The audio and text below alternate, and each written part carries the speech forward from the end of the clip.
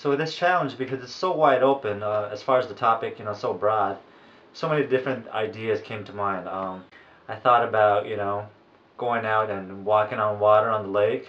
We thought about levitation. I also thought about different things that were a little more technically innovative too, like bokeh panoramas and things like that. Ultimately, I decided to do something that I've always wanted to do, a long exposure shot, some type of ghosting effect. And what's so outside the box, with this idea, it's the light source that I'm using. I'm just going to use an iPad. Photography at its core is all about lighting. Usually when you think about lighting, you think about hot lights, speed lights, strobes, different things like that.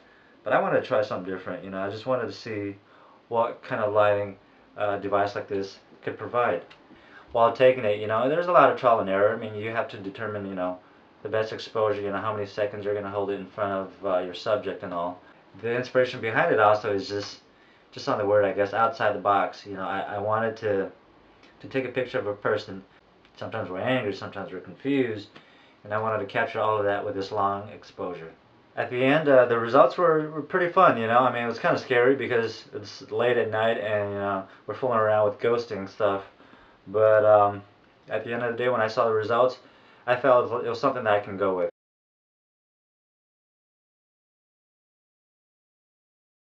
Because of the broad topic, I explored different ideas. I thought about shooting wildlife.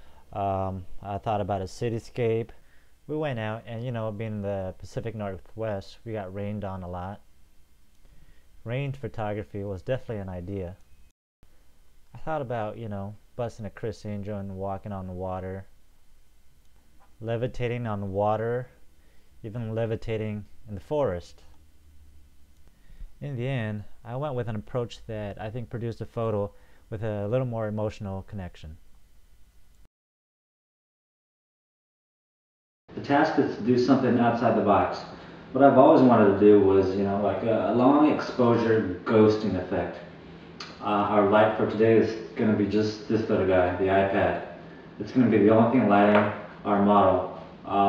What I want to really capture is like the different faces that every people have, the different personalities within us.